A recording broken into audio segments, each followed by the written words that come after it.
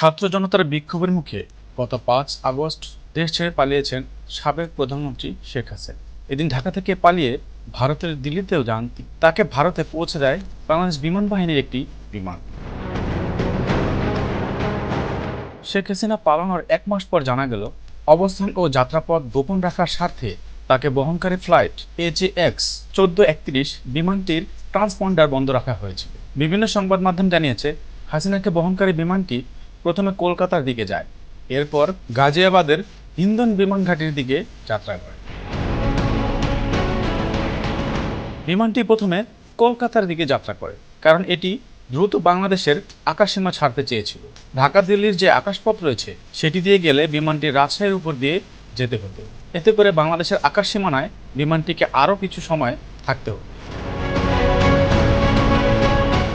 প্রতিবেদনে আরও বলা হয়েছে, শেখ হাসিনার সরকারি বাসভবনে বিক্ষোভকারীরা ঢুকে যাওয়ার মাত্র 30 মিনিট আগে বিমানটি একটি প্রশিক্ষণ ফ্লাইট হিসেবে উড্ডয়ন করে।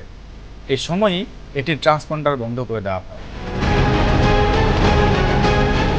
ট্রান্সপন্ডারের মাধ্যমে বিমানের অবস্থান, গন্তব্য, উচ্চতা, গতি এবং স্বয়ংক্রিয় জিও লোকেটের তথ্য পাওয়া যায়। বিমানটি যখন পশ্চিমবঙ্গের কাছাকাছি পৌঁছায় তখন এটির ট্রান্সপন্ডারটি চালু করা হয়।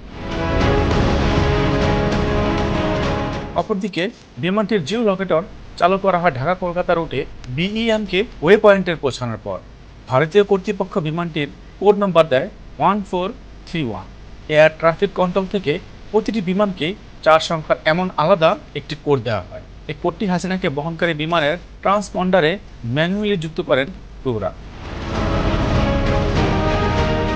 যদিও বিমানটি সেকেন্ডারি রাডারে দৃশ্যমান ছিল না, কিন্তু পাইলটরা শাহজালাল আন্তর্জাতিক বিমানবন্দর এবং কলকাতা অঞ্চলের এয়ার ট্রাফিক কন্ট্রোলের সঙ্গে সার্বক্ষণিক যোগাযোগ রাখছিলেন।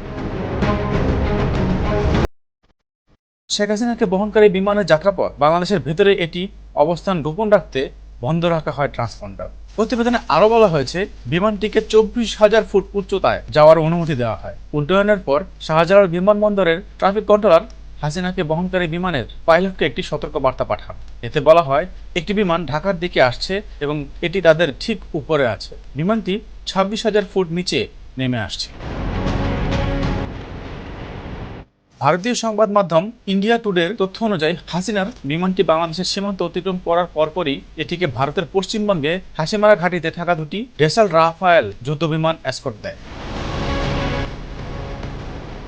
ইন্ডিয়া টুডে আরও জানায়, হাসিনা বিমান ভারত সীমান্ত থেকে 10 কিলোমিটার দূরে থাকা অবস্থায় এটিকে অনুসরণ করা শুরু করে ভারতীয় কর্তৃপক্ষ। সূত্র জানিয়েছে, শেখ হাসিনা তার বোন রেহানা এবং তাদের সাথে থাকা নিরাপত্তা বাহিনীর কোনো সদস্য ইমিগ্রেশন করেন। হাসিনার কাছে এই সময় কূটনৈতিক পাসপোর্ট এবং রেহানার কাছে ব্রিটিশ পাসপোর্ট ছিল।